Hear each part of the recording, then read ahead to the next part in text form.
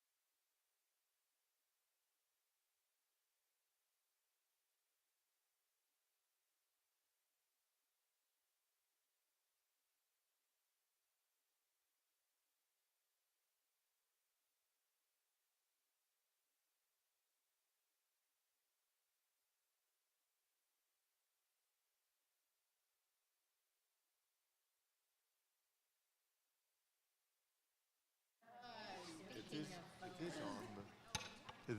Can you hear me? Oh, you can now. You can. Good. Okay. Goodness. Never a dull moment. So, welcome. Welcome back. It's wonderful to see you here. Thank you for joining us. We are experiencing some technical difficulties, and today I've had for you a PowerPoint presentation with images, with archaeological images, with all kind of was tut Gott, what happens, right? The projector, for some reason, is not projecting. We are not going to be able to show these images. I'm going to ask you to use your imagination. For those of you who are home, I apologize. We are not going to be able to see images, but we're going to speak through some of our material, and we're going to talk about what we were going to talk about, and hopefully we will make some sense. And once we resolve these issues, maybe we're going to be able to go back and to see some of these images and to see some of the texts and to talk about some of the things we were able to talk about. A little louder. Okay, I'm going to try to speak louder and more clearly. Good. So that's what we're going to do. That's how we're going to do this today. So my apologies for the technology not working, but we're going to get there. We're going to find out how it is that we do this. Today is the last full session that I was going to spend with you on the Shema. And we had started speaking about the Shema and talked about various elements of it. And I wanted to take you through the last major paragraph of the Shema and speak about that last paragraph of the Shema with you today in some detail and at least introduce you to it so that you know what it's about and you know what our traditional liturgy says, and you also have a sense of what our Reform liturgy says in the context of the Shema. So that was what the plan was for today, and I wanted to bring some ancient Near Eastern archaeology and other things into it. I am going to venture to read certain elements of my presentation to you because there's a text that, if we have the time, I would love to share with you that is beyond a biblical text. But let's start with a review, and then let's move forward, as we always do, and talk about where it is that we've been and what it is that we're going to be talking about. So let's start with a review with regard to where we've been, with regard to the Shema. The Shema traditionally has been understood as the watchword of our faith. And more than any other piece of our liturgy, because it is biblical, it has been understood to be Mosaic. And traditional Judaism has regarded the Shema as the Mosaic pronouncement of the covenant. Had Moses not said anything else, had Moses not delivered the Ten Commandments, had Moses not delivered any other laws, what's the one thing we would associate with Moses? The Shema. So the Shema, in a sense, for the rabbis, for generations and centuries of believing traditional Jews, is that anchor of our prayer to the biblical text and to Moses and to Moses' connection with God. And it's a profoundly important moment for us because, as we explained in our liturgy, we keep shifting between biblical language and rabbinic language.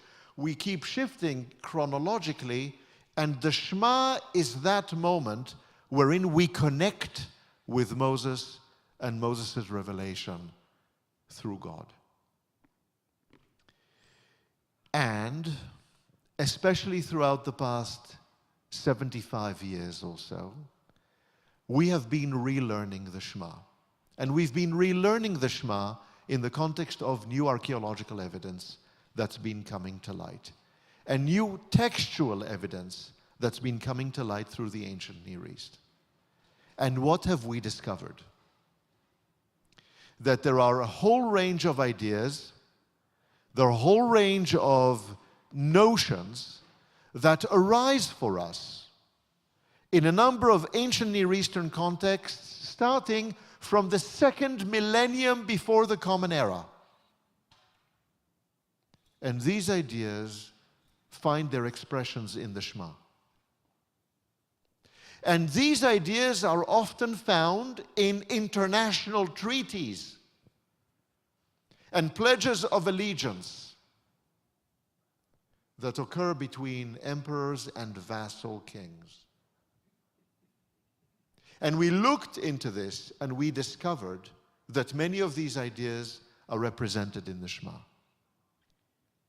The idea of loving one's ruler, the idea of teaching one's children, the idea of keeping the covenant in a particular place, the idea of speaking about the covenant when one is at home or in one's town and when one is away. All of these ideas are ideas that were circulating around the ancient Near East and are somehow not original to the Shema. And all of them are found in the Shema. The notion that there are good consequences to maintaining the covenant and negative consequences to failing to preserve the covenant. That too exists in a whole range of treaties and documents from the ancient Near East, from the Hittite Empire to the Neo-Assyrian Empire, and they occur in the Shema. All of these ideas, somehow, now we understand, are not original to Moses. They're not somehow original to some kind of revelation. They are cultural ideas, and they reflect the culture of an ancient Near East that is recorded in the Hebrew Bible and Hebraized and Judaized. And they do turn into the watchwords of our faith in the context of their being Judaized, which is just remarkable. More than that, we identified the time, the period wherein this effort occurs and wherein our religion really starts to take shape, and that is after the fall of Israel in 721 before the Common Era, and toward the time of the expulsion, the destruction and expulsion of Judah in 587 BCE. During that period, we especially identified the moment wherein Jerusalem is besieged by the Assyrian forces in 701 before the Common Era, and the fact that Jerusalem survives as a turning point. I don't know if you remember it, but we spoke about all of this, right? Which really leads us to a completely new understanding of the Shema and what the Shema really means, and how it is that a bunch of priests, redactors, authors in Judah took this material and said, you know what? We're going to turn this to material that is about our God, the eternal God, about our tradition, about our identity, in a way that will survive all these other empires. And we spoke about the fact that here we are. So I'm going to start out the conclusion of my review by saying that the Shema includes 3 main paragraphs, 2 of which we looked at. 1 relates to the love of God and what the love of God should entail. and the other which focuses on the consequences of preserving the covenant or failing to preserve the covenant. But there is a third paragraph to the Shema. So the first paragraph, as you all know by now, is from Deuteronomy chapter 6. And the second is from Deuteronomy chapter 11. And the third is from the book of Numbers, chapter 15. Now, this is really interesting, and I'd like us to take a look at that paragraph and to understand it. But before that, I'd like us to take a look at Numbers chapter 15 and talk about it briefly. Let's turn to chapter 15. I don't know what page it's on, but tell me what page you're on. 231. Page 231. Thank you, Margie. Page 231. Let's talk about Numbers chapter 15. Talk about It's next. It's 215. page. What's the right chapter? But it's Numbers 15. just one page more. Okay. It's a long chapter. We're going to talk about it, and we're going to end up focusing on the very end of the chapter, verses 37. But we're going to talk about this. We're going to focus on this in a moment. Let's talk for a moment about Numbers chapter 15. And I want to share with you some thoughts about Numbers chapter 15 and what that chapter really means. Now, take a look at it, and you will see that it's divided into sections. And the sections are somewhat thematically linked, and I'm going to do this really quickly, but not completely thematically linked in all cases. And we're going to talk about that and about how it's put together, right? Take a look at verses 1 through 4 of chapter 15 of the book of Numbers, right? And what do they relate to? Does anyone want to try to venture a guess? What do they relate to? What are we speaking about? What kind of offering? Thank you. A burnt offering, and a burnt offering that occurs when? What does it start out saying? Verse 1? When you enter the land. When you enter into the land, right? It's about, no, it's when you enter into the land. You enter into the land, and what it is that you do in the context of entering into the land, taking the land, what do? We offer an offering, a sacrifice, a burnt offering, which has to do with gratitude for entering into the land. It's a ritual that is associated with entering into the land, right? And what do verses 1 through 4 cover? What is that offering? Yes? Yes? I'm sorry? It's a ram, right? It's an animal, but it's something else beyond that, right? What else are we talking about? It's a fulfillment of a vow, that's right. It's a fulfillment of an obligation, right? To make that offering, yes? And it's a sacrifice. It's something that we take of us, that is of ours. That's exactly right. It's a sacrifice. It's not just something we find out there. It's a sacrifice. It's something that we give of ourselves. Yes, Lynn?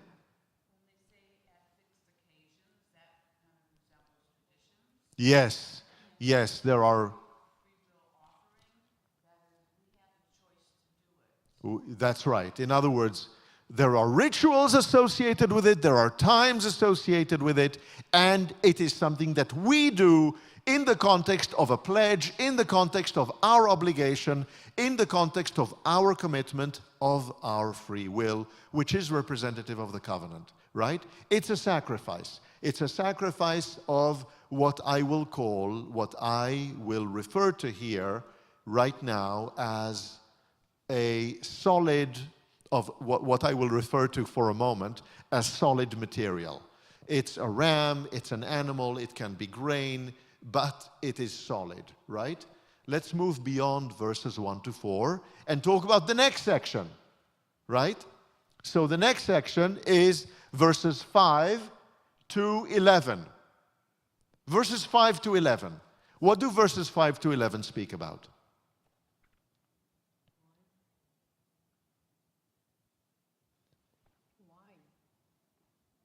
I'm sorry? Drinking wine.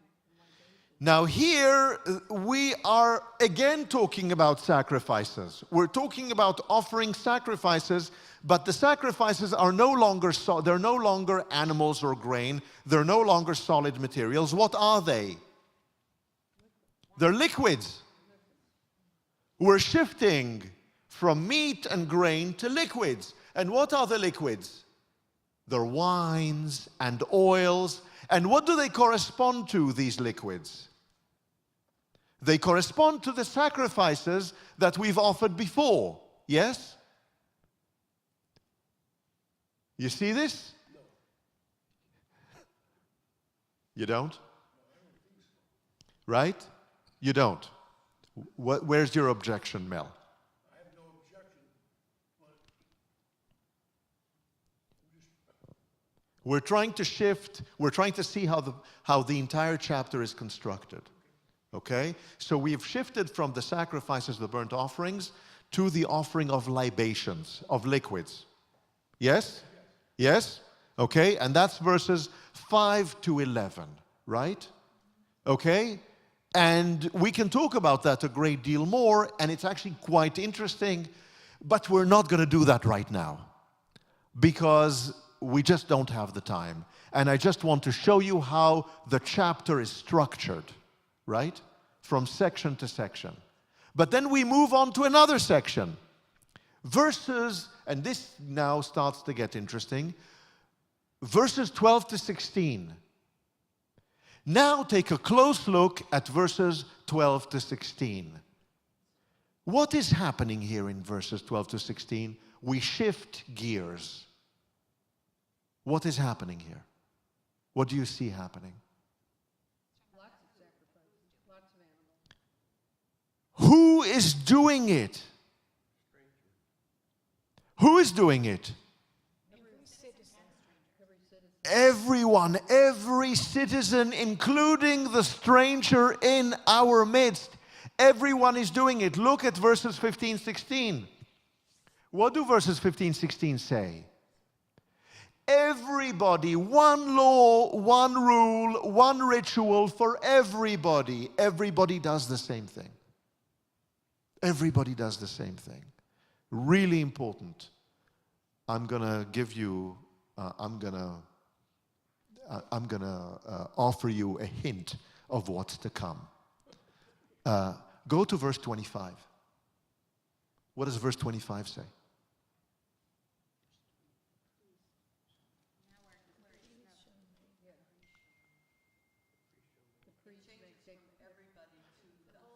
Everybody. Yet again, the notion of everybody, right?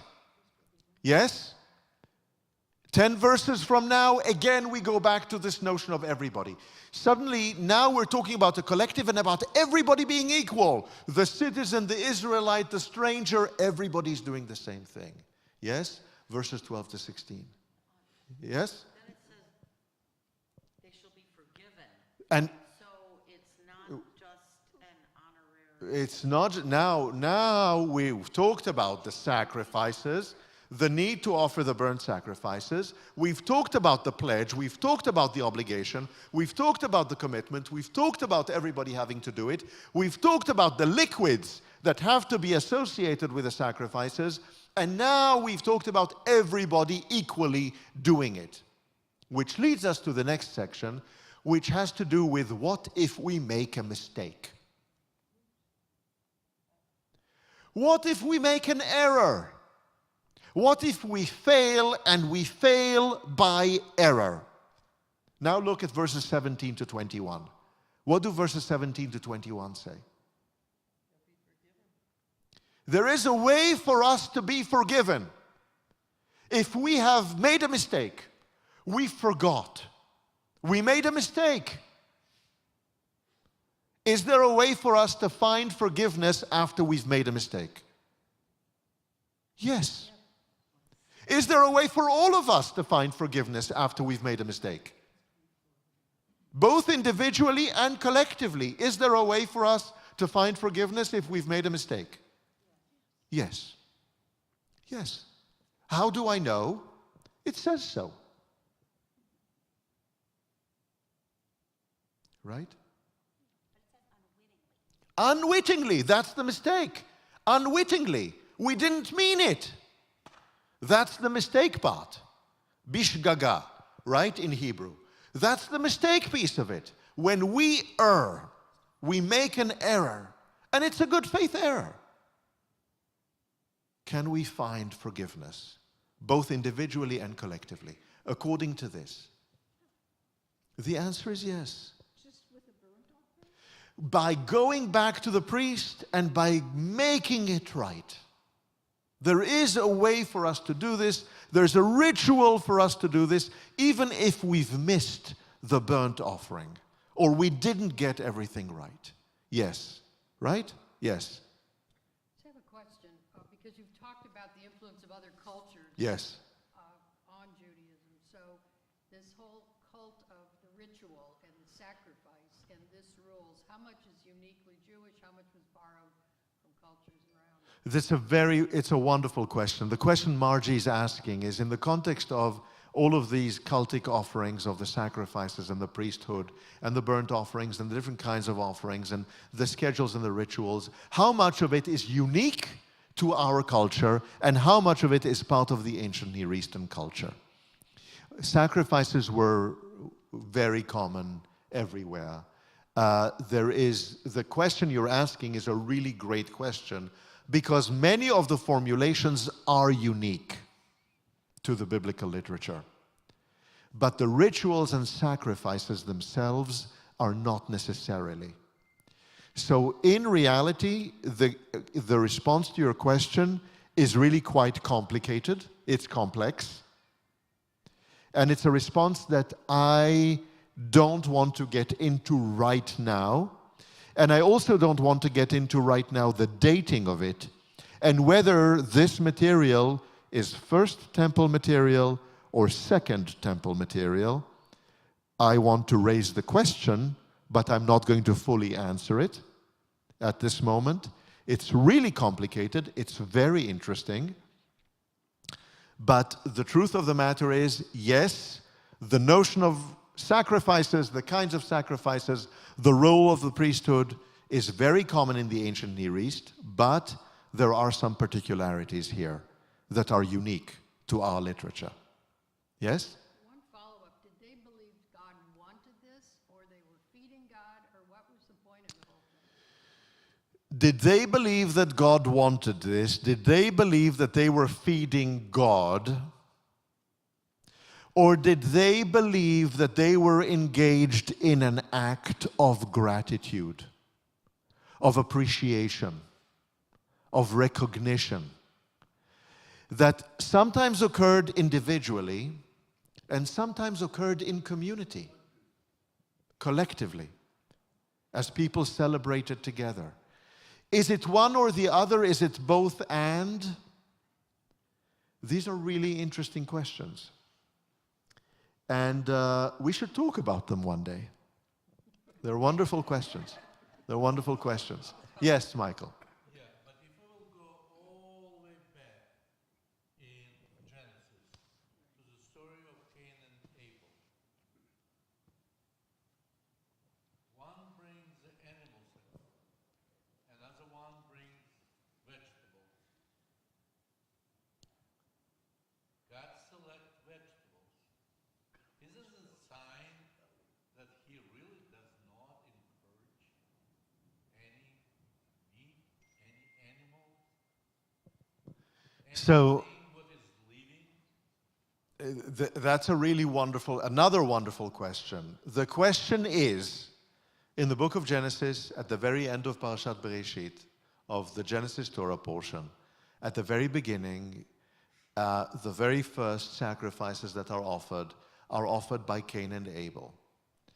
And as you know, Cain is the shepherd, and Cain tends to the animals, and Abel works the land. And Abel brings in the produce of the land, whatever the produce of the land may be. If it is grain or fruit or vegetable, it is the produce of the land. And God accepts the sacrifice of Abel, and God rejects the sacrifice of Cain. May we, on that basis, presume that God favors sacrifices of produce and rejects or discourages sacrifices of livestock, of animals, and the shedding of blood. Now, if you look at the Noahide laws, the laws of Noah, and if you look at the Torah portion of Noah, there is yet another indication that God is asking, guys, lay off the animal kingdom. However, many of the sacrifices that are demanded, dictated in the Hebrew Bible are sacrifices of meat, of lambs, of kids, of heifers, of bulls, all animals, right? And it turns out that according to the Hebrew Bible, according to other places in the Hebrew Bible, our God can hardly be described as a vegetarian. This is not, it's according to the people who wrote, this is part of... It was original, it was produced from the land, which was granted or created for the one and one only purpose, to feed the people. This is a really, so the question is, what is original, right? What came first is really what Michael is asking. It's a really interesting question. It's a wonderful question. I am not convinced by the argument that what came first was the produce. And I'm going to tell you why. There is evidence to suggest that our society, including ancient Near Eastern society, now we're going back 11, 12 centuries before the Common Era, were nomadic, were traveling, and had herds before they started organizing agriculture that could actually sustain a community. That society started with tribes, enlarged families and tribes, with herds going from one place to another in order to feed the herds, and that they actually lived off meat before they lived off organized agriculture. I'm not sure. I don't know. It's a great question. But can you remind me, please, if you will go all the way to the front, where it's creation of the world, what was created first, vegetation or animals? According to our myths, Michael is asking, what was created first, vegetation or animals? And the answer is, largely, though there is some overlap, vegetation. Largely vegetation. But It's complete of order. that relates to an order of creation. It does not relate to an order of sacrifices. And we want to be, in many ways, we have to be very careful in this regard. Because the notion of the sacrifices does not necessarily mirror the natural order as we understand it in the context of cosmic creation. And certainly not in all of our writings of the Hebrew Bible. Having said this, let's turn back to chapter 15. Take a look at verses 22 to 29. What do these verses talk about? We spoke about error. We spoke about doing something unwittingly. What do verses 22 to 29 refer to?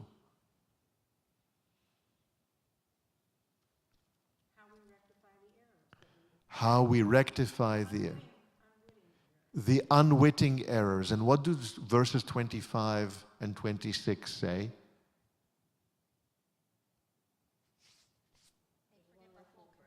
that everybody can be forgiven. Everybody equally and everyone collectively, right? Now go to verses 29 and 30. And what do verses 29 and 30 speak to?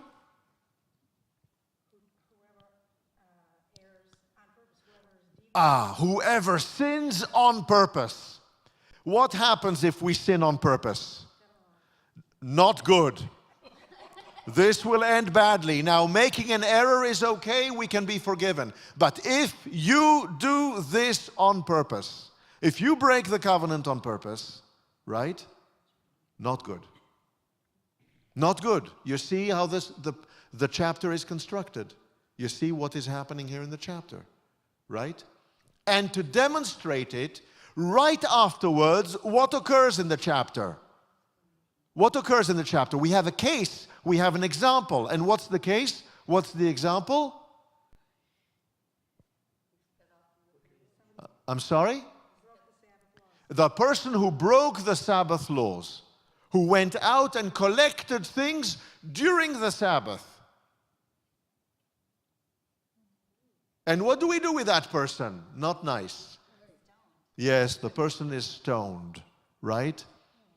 And remember, what we're having here is an explanation of the covenant, the consideration of the possibility of error, the consideration of the possibility of a willful transgression, an example of the willful transgression, right? And then we come to the end of the chapter. And what happens in verses 37 to 41 of chapter 15 of the book of Numbers?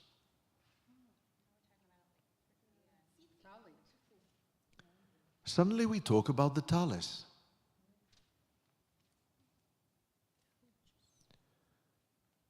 What happened here? Is the tallis related to anything we've spoken about thus far? No. Does it have anything to do with what we've spoken about thus far? No. What is it doing here? The tallis? It's a reminder, but we've just been talking about sacrifices. Now, let me ask you a question. When do we offer these sacrifices? When we enter into the land. Does the passage about the tallis mention the land? No. Does the passage of the tallis teach us about anything to do with sacrifices? Does it teach us anything to do with a priesthood? What's the relevance of the passage with regard to the tallis? To remember the commandments, but we have to remember all the commandments. And the fringes of the tallis are supposed to help us remember the commandments. Why is it here? Because someone put it here. Someone redacted the material and added this piece of text to this chapter.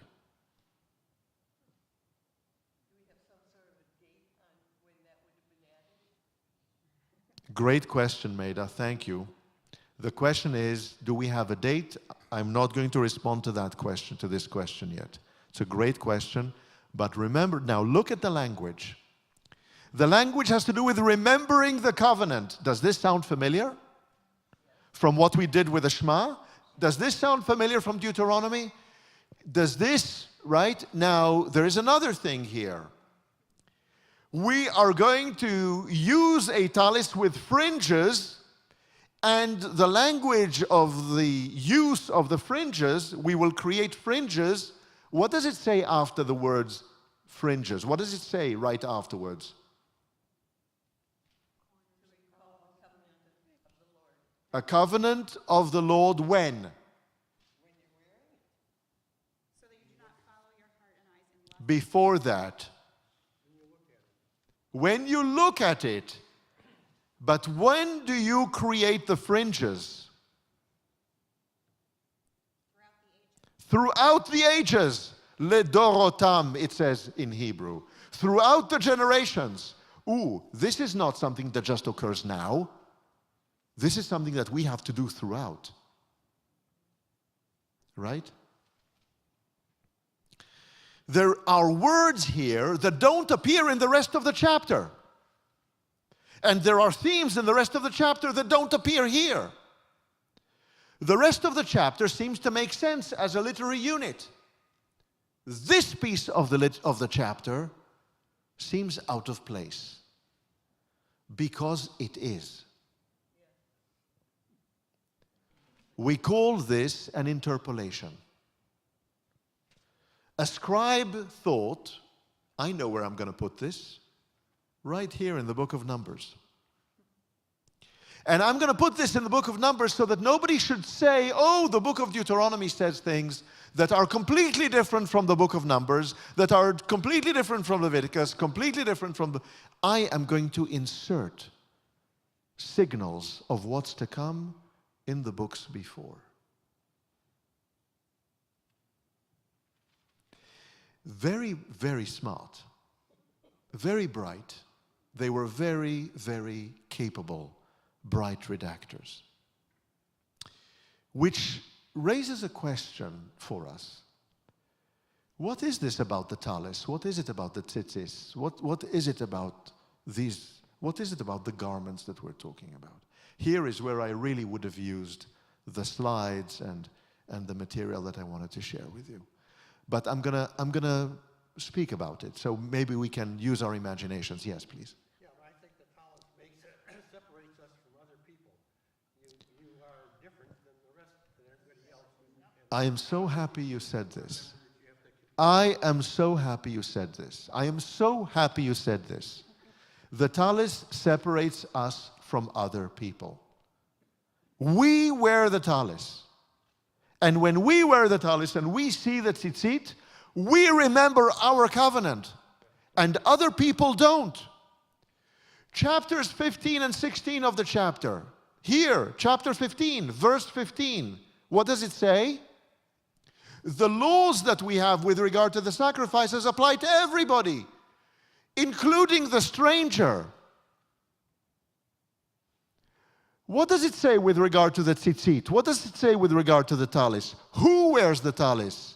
Daber el bnei Yisrael va'amarta alehem. Speak to the descendants of Israel and say to them, are the strangers included? Ah. Does it fit? Not quite. Now, why are we talking about this?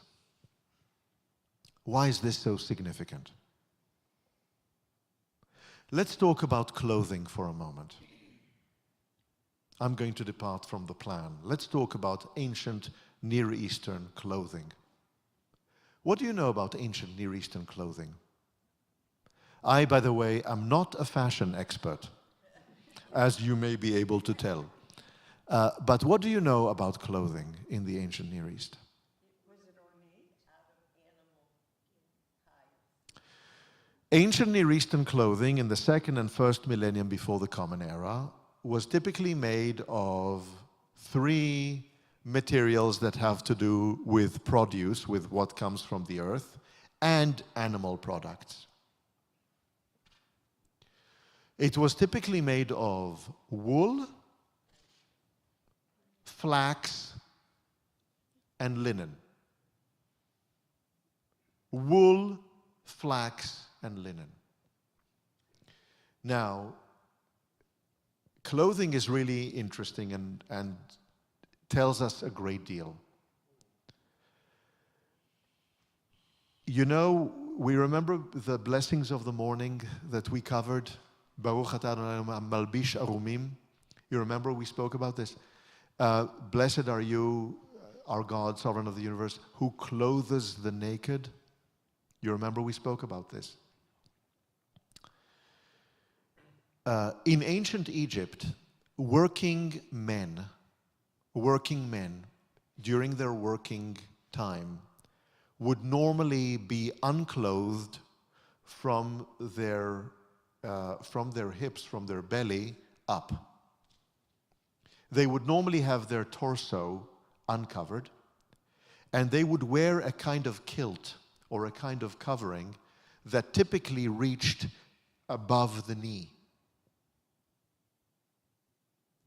Women typically wore, working women, but independent working women, like independent working men, would wear a larger linen that sometimes covered the chest and at other times did not cover the chest, with straps.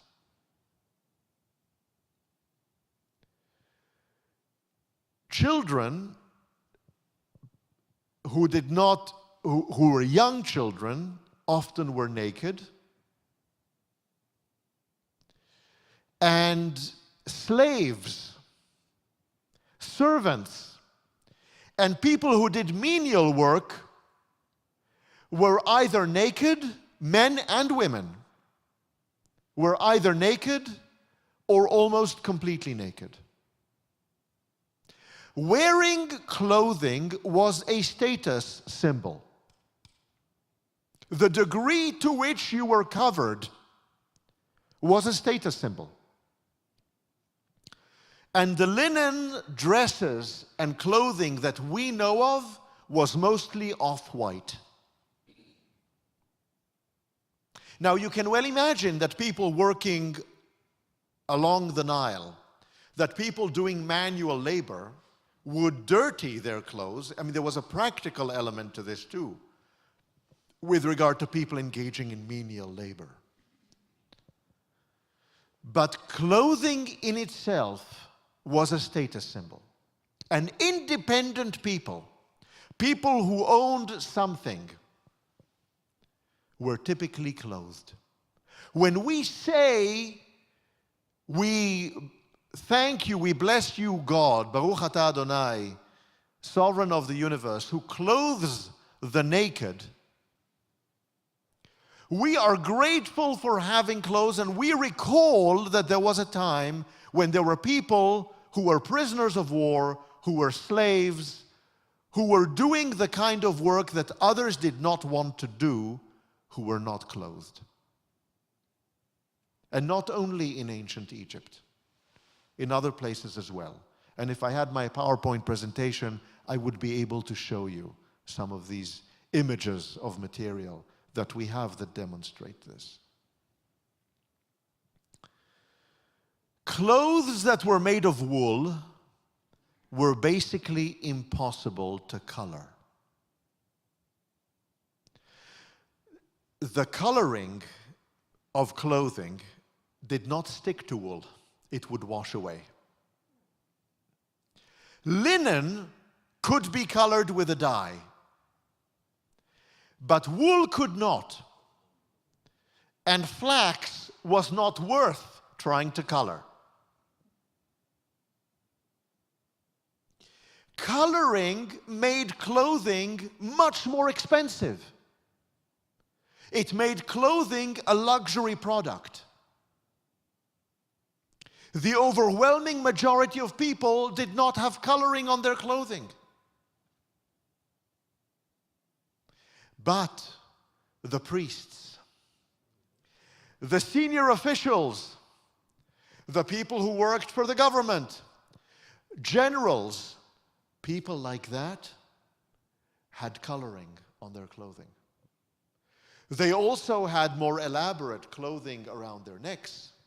They also had head coverings, and they wore special kinds of sandals. Clothing was a status symbol. Clothing was important. Yes? And not everybody was clothed. And by the way, if you became a prisoner of war, or if you became enslaved, you might have been clothed in a way that would be very uncomfortable for you to feel unclothed afterwards.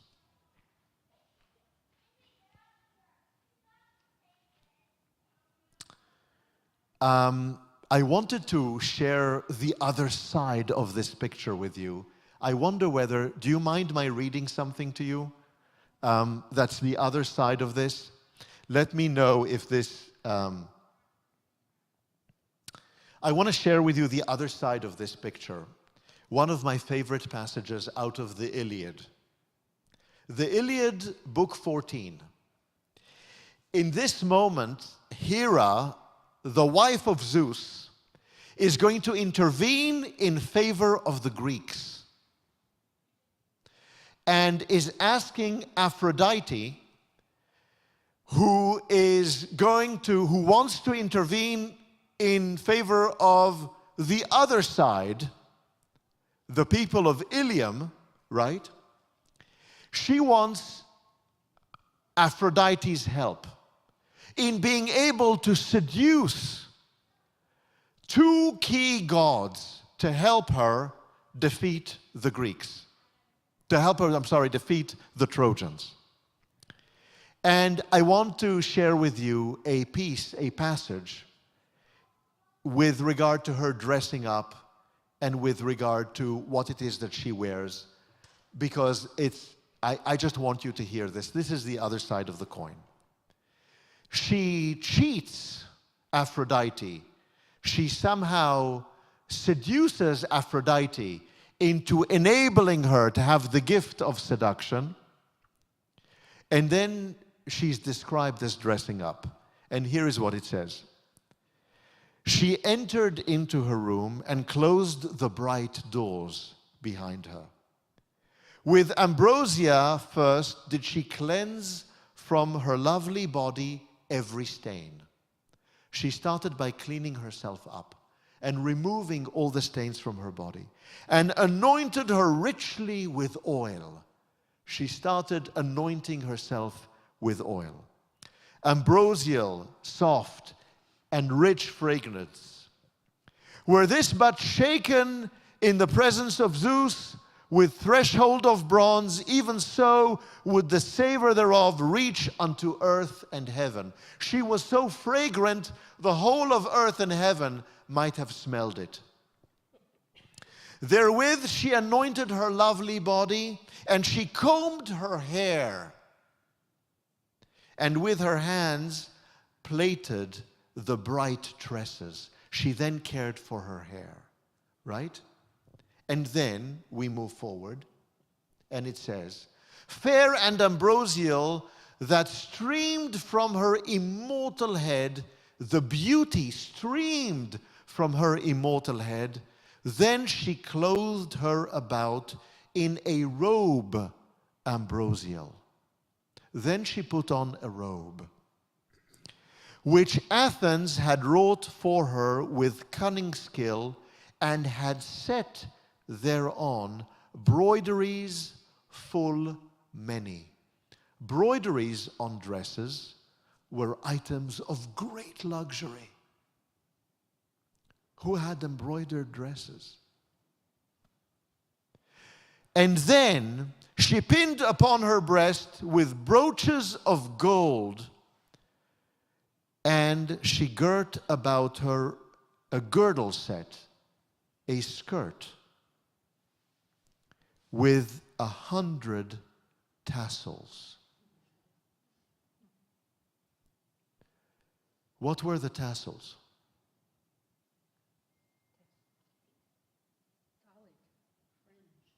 Fringes. Fringes. Fringes. Tzitzit. Now, what were the tassels? Why did you need tassels?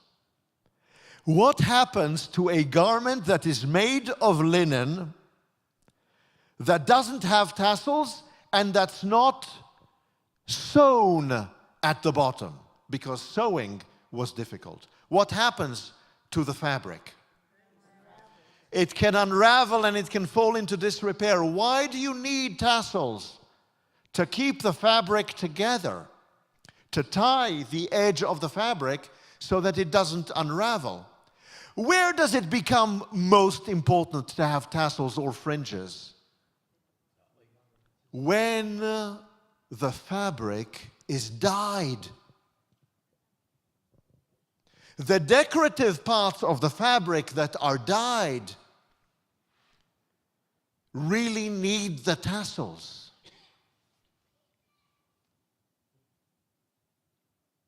Now, take a look at our text. What does the text say about our tassels? What do we put in our tassels? A blue dye. There has to be blue in the tassel. Who could afford blue in their garment? Who could afford color? We were glad to have clothing. Now we're going to have color in our tassels? Do you remember the story of Joseph and the coat of Joseph? You remember Genesis chapter 37? A coat of many colors. What is the indication of the story? It was an item of great luxury. Jacob was very wealthy. Did he give such a coat to the other children? No. The only son who received it was Joseph. And Joseph wore it. By the way, what happened to Joseph? He was sold to slavery, but what was this not enough for Joseph to be sold to slavery?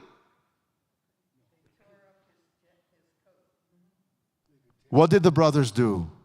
They tore up his coat and they stained it with blood. Was it not enough for Joseph to somehow be sold to slavery and to be removed and be turned naked without his coat? No, the coat had to be destroyed. A coat of multiple colors.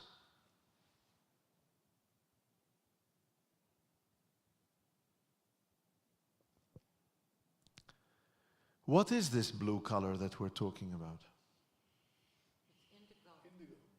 It is a kind of indigo. It is a kind of crimson. It's a kind of indigo. Where did this color come from? From plants? From a mollusk. From a mollusk, we now know, that lived in the eastern, I'm sorry? It was purple. It was purple. It was purple.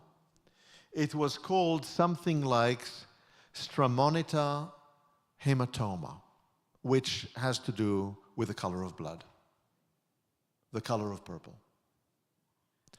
And it was so valuable that it became the color of royalty.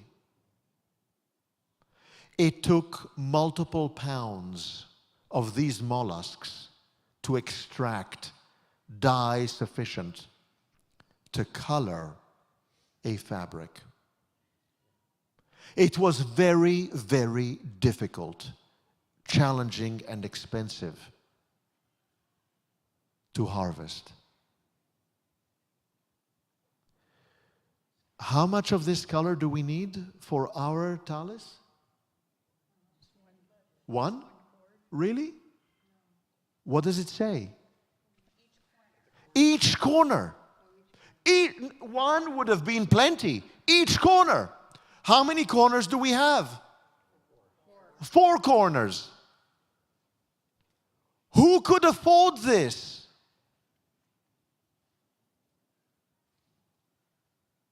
What are we saying here? It's another huge sacrifice. Who would wear clothing with colored tassels?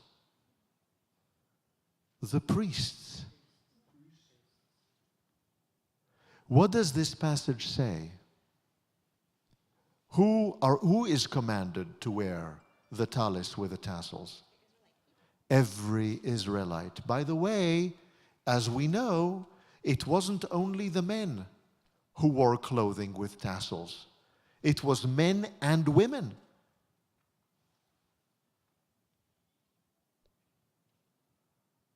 We have plenty of evidence suggesting that both men and women wore clothing with tassels.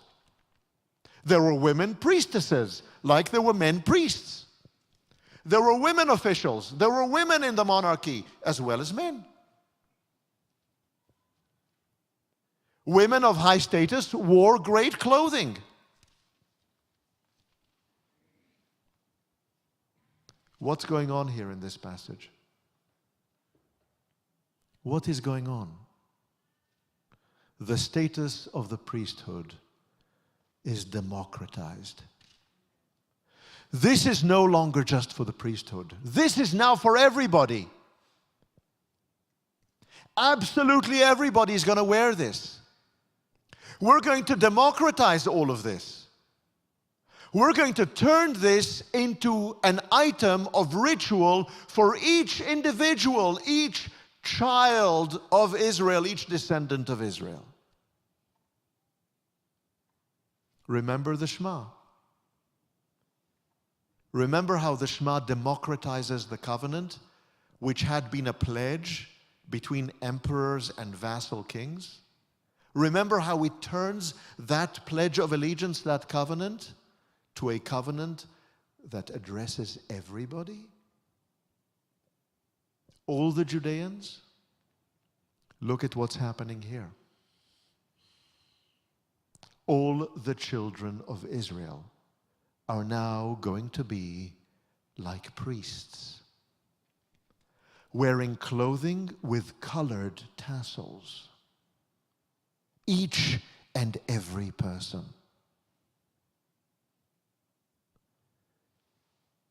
Why would this happen? Why would we want this to happen? What about the status of the priests? They used to be elevated. What about the status of the priests? What about the status of the temple? Maybe there wasn't a temple.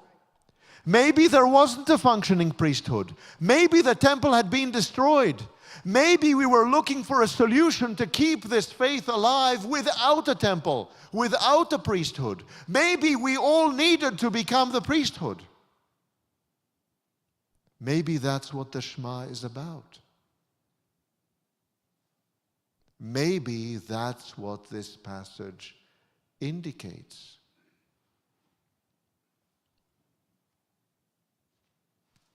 It's no longer about intermediaries. It's no longer about intermediaries. It's in our hands. Now, yes. The telling also, it's like our tent, when it covers, when you raise it over your head and you're praying, that is your individual temple kind of thing. It is a kind of, it's a ritual item that has dignity to it, the talis, right? The talis is a ritual item that entails a certain degree of dignity. You come to pray with a talis, and you are coming to pray like a dignified Jew in front of your God, right? And it becomes something that of a covering and of safety and security and dignity. You're a member of the team. I'm sorry? You're a member of the team now. You're a member, that's right. You're a member of the team. You're a member of the team, but you're coming to pray not only as a member of the team, but as a dignified individual praying before his or her God, right? Yes? You are like a priest. You are like a monarch. You are not coming. You are coming in. You are wearing the talis. You are wearing an item of clothing that has coloring in it, that has colored tassels in it. That's a special item of clothing that should not get dirty, that should be kept, that should be preserved.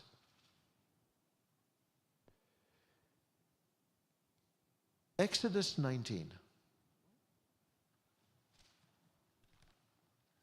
Exodus 19. Remember Exodus 19? What does Exodus 19 say? What page are we on? 114. 114. What does Exodus 19 say?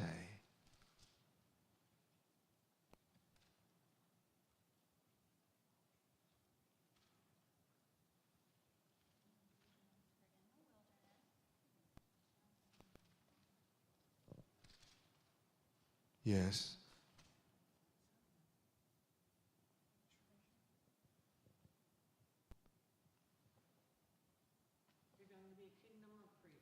We need to be a kingdom of priests. We need to be a holy nation. Now, this is what God delivered to Moses at Mount Sinai. This is the moment of the Sinai covenant. And what does God say to Moses? It's up to you to be a nation of priests. It's up to you to be a holy nation. It's not up to your priests. It's not up to your officials. It's not up to those people who are elected. It's not up to the judges. It's up to you. You are going to be a nation of priests. What does the end of chapter 15 of the book of Numbers say? You will see the tassels, you will see the fringes. You will not follow your eyes or your heart. Right? And in doing so, what does it say? You will follow the commandments and you shall be holy for your God. All of you shall be holy to God.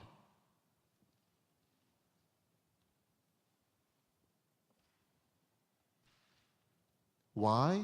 Because I am Adonai your God who led you out of Egypt.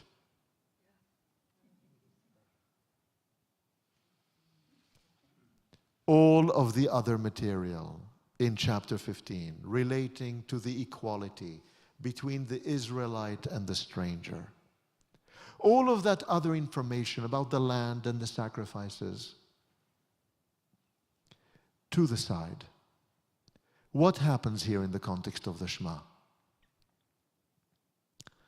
The first paragraph of the Shema, Ve'ahavta, Deuteronomy chapter 6, no mention of the land, no mention of Israel, no mention of Jerusalem, no mention of the sacrifices.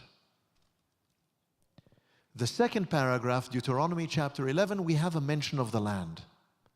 It doesn't say what land.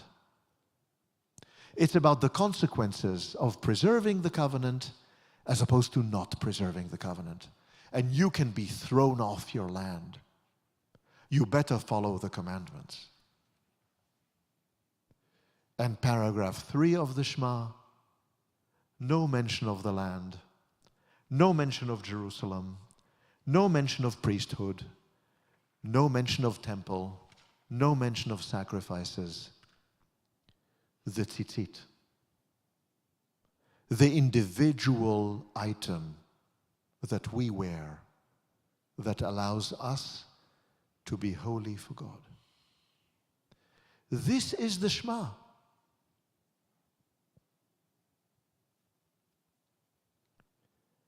And this assemblage of the rabbis, of these paragraphs from different places, Deuteronomy chapter 6, Deuteronomy chapter 11, Numbers chapter 15, the rabbis understood this is the survival of our people. There has to be a signal. There has to be something that we do, that we look at, that we remember, that we think about all the time, that distinguishes us from others. The equality between us and the strangers was very nice when we had a land of our own. One law, great, terrific.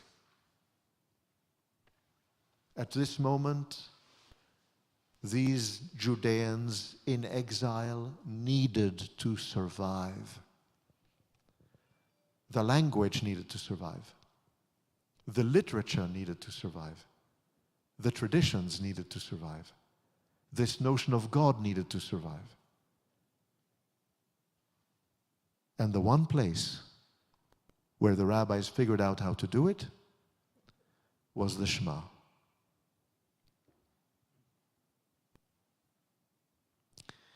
This is our introduction to the Shema. Now we can really continue to study. This is the introduction to the Shema. What the sages who put this together, who identified the links between these passages and assembled them together, what they created was the prescription for the survival of Judaism. And in reality, at the time, it wasn't the survival of Judaism. It was the creation of Judaism. It was the founding of Judaism. And this is why we continue to think of it as the watchwords of our faith. Yes, Helga. Well, how in Reform Judaism did we decide to abandon some of these landmarks? Good question. So we spoke about this. Thank you, Helga. Helga's question is, why is it that in Reform Judaism we decided to abandon some of these landmarks? Well, we decided to abandon, as we saw last time, the notion of consequences, beneficial and harmful, to preserving or not preserving the covenant. Reform Judaism thought this doesn't feel right, it doesn't sound right, it also is rationally indefensible. It cannot be. And we know from our lives that it cannot be. So we removed that. And what Reform Judaism also removed was the language of the talis. Because really, as far as Reform Judaism was concerned, the key to preserving Judaism was in our hearts and in our minds, and not through our clothing. That the dignity was not the dignity of the tassels or the fringes. That the dignity was how we behaved, how we carried ourselves. And therefore, the language of the talis was removed, of the tzitzit was removed. But the last two verses of the paragraph, we still read. I am Adonai, your God, who took you out of the land of Egypt to become your God. I am Adonai, your God. That we read. And that's the very end of Numbers chapter 15. So I am deeply sorry that I didn't have the images to show you. But, and there is challah for the people coming in after. I'm sorry? There is what? There are colors. Yes. Yes, Zoya. For the purple color, Yes. you have to thank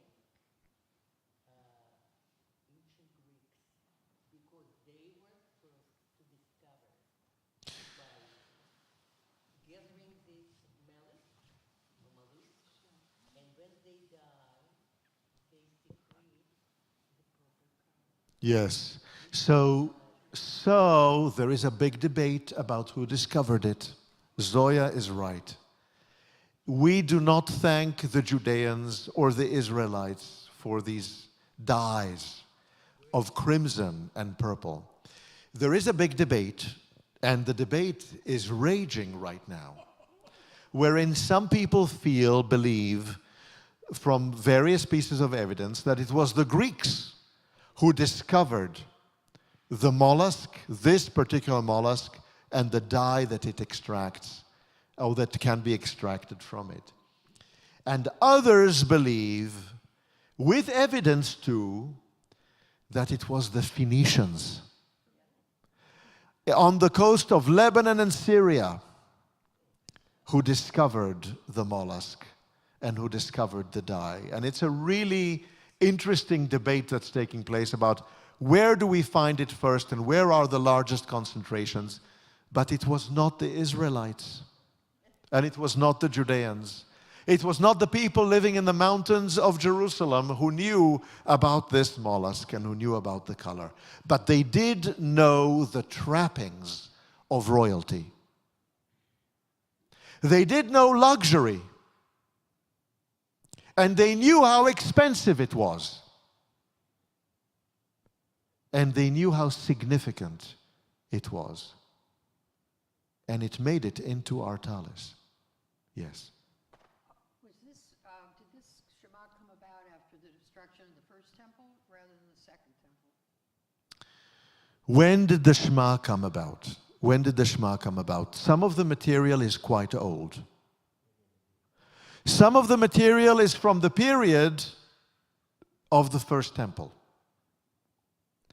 But the Shema as a piece of liturgy, as something that we recite liturgically, we believe to be an exilic to Second Temple development. By the time the rabbis come around, toward the end of the Second Temple period, and as the Second Temple is destroyed, the Shema is already there. Now, it doesn't mean that the Shema is read every morning or every time we pray. At the beginning, there is evidence to suggest that the prayer service included, or at least there was consideration for it including, the 10 Commandments. But the Shema becomes the watchword of our faith at the end of the first and beginning of the second century to the Common Era. So, friends, the material is much, much older, but it's part of our liturgy for a mere 2,000 years. I think we should keep it. Have a wonderful week, everybody.